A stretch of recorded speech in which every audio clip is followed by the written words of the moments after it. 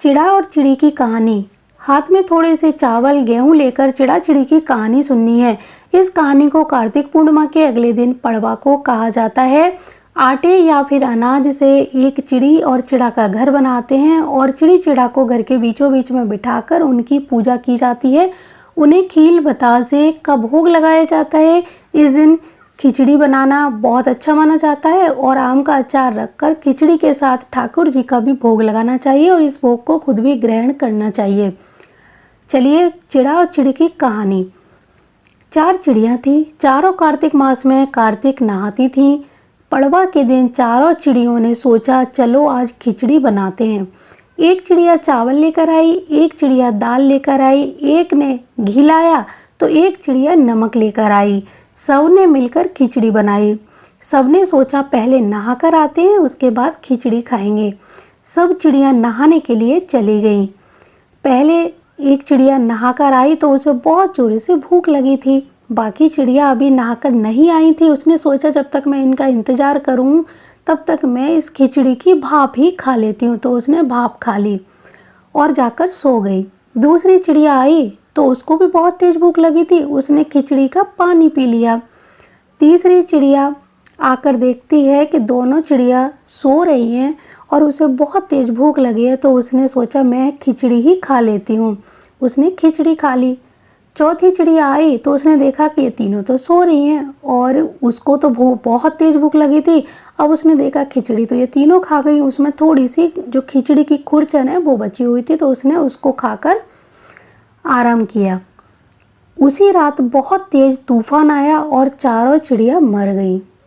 जिस चिड़िया ने भाप खाई थी वह राजा के घर राजकुमारी बनी। जिस चिड़िया ने पानी पिया था खिचड़ी का वो कुमार के घर में पैदा हुई और जिस चिड़िया ने खिचड़ी खाई थी उसने एक ब्राह्मण के घर में जन्म लिया। जिस चिड़िया ने खुरचन खाई थी वो एक हथिनी बनी। कुम्हार की लड़की राजा के यहाँ परदासी बनी। ब्राह्मण की लड़की राजकुमारी की सहेली और हथिनी राजा के यहाँ पर रहा करती थी। राजकुमारी को अपने पिछले जन्म की सारी बातें याद थी। जब राजकुमारी की शादी हुई और वह विदा होने लगी तो राजा ने अपनी राजकुमारी को जब विदा किया तो वह अपने पिताजी से बोली कि हे पिताजी, मुझे अपनी सहेली और दासी को भी साथ ले जाने की अनुमति दो। राजा ने कहा ठीक है ले जाओ। राजकुमारी ने कहा पिताजी मुझे हथिनी भी चाहिए। राजा ने कहा अच्छा ठीक है हथिनी भी ले जाओ। राजा ने अपने नौकरों को भेजा जाओ हथिनी को लेकर आओ, लेकिन हथिनी उठ नहीं रही थी। तब राजकुमारी खुद उसके पास गई और उसके कान में पिछले जन्म की सारी बात कही, जिसे सुनकर हथिनी तुरंत उठ गई। राजकुमार यह सब देख रहा था। उसने कहा तुम कौन हो और हथिनी के कान में तुमने क्या कहा, जिसे सुनकर हथिनी खड़ी हो गई। राजकुमार ने जब ऐसा कहा तो राजकुमारी ने कोई जवाब नहीं दिया। राजकुमार ने कहा कि सच सच बता दो, नहीं तो मैं तुम्हारा सर काट दूंगा।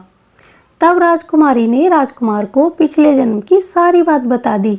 राजा ने भी ये सारी बातें सुनी और कहा कि अगर कार्तिक स्नान का इतना महत्व है तो हम भी जोड़े से कार्तिक स्नान करेंगे और खूब दान पुण्य भी करेंगे। और फिर राजा रानी राजकुमारी सहित राजकुमार ने भी जोड़े से कार्तिक स्नान किया तो उन्हें पृथ्वी पर सभी सुखों की प्राप्ति हुई और अंत में वैकुंठ का वास मिला। तो हे प्रभु, जैसे चिड़ियों को मनुष्य योनि दी और राज परिवार को वैकुंठ का वास दिया, वैसे ही आपकी कथा सुनने वाले और पढ़ने वाले सभी को, कार्तिक स्नान करने वाले इन सभी को वैकुंठ का वास देना। चिड़िया चिड़ा की कहानी के बाद आपको गणेश जी की एक कहानी अवश्य ही सुनानी चाहिए। गणेश जी की कहानी इस प्रकार है। एक बुढ़िया माई थी, मिट्टी के गणेश जी की पूजा किया करती थी। रोज बनाए रोज गल जाए। एक सेठ का मकान बन रहा था। वो बोली पत्थर का गणेश बना दो। मिस्त्री बोले जितने में हम तेरा पत्थर का गणेश गढ़ेंगे उतने में दीवार न चिनेंगे। बुढ़िया बोली राम करे तुम्हारी दीवार टेढ़ी हो जाए। अब उनकी दीवार टेढ़ी हो गई। वो चिने ढा देवे, चिने और ढा देवे। इस तरह करते करते शाम हो गई। शाम को सेठ आया। उसने कहा आज कुछ भी काम नहीं किया।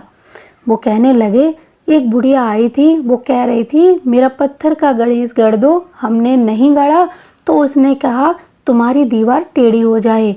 तब से दीवार सीधी ही नहीं बन रही है, बनाते हैं और ढा रहे हैं। सेठ ने बुढ़िया को बुलाया। सेठ ने कहा हम तेरा सोने का गणेश गढ़ देंगे, हमारी दीवार सीधी कर दो। सेठ ने बुढ़िया को सोने का गणेश गढ़ कर दिया। सेठ की दीवार सीधी हो गई। जैसे ही सेठ की दीवार सीधी हुई, वैसे ही सबकी दीवारें सीधी करना, सबका मंगल करना, और यही आपको कहते सुनते इस पूजा को समाप्त करना है।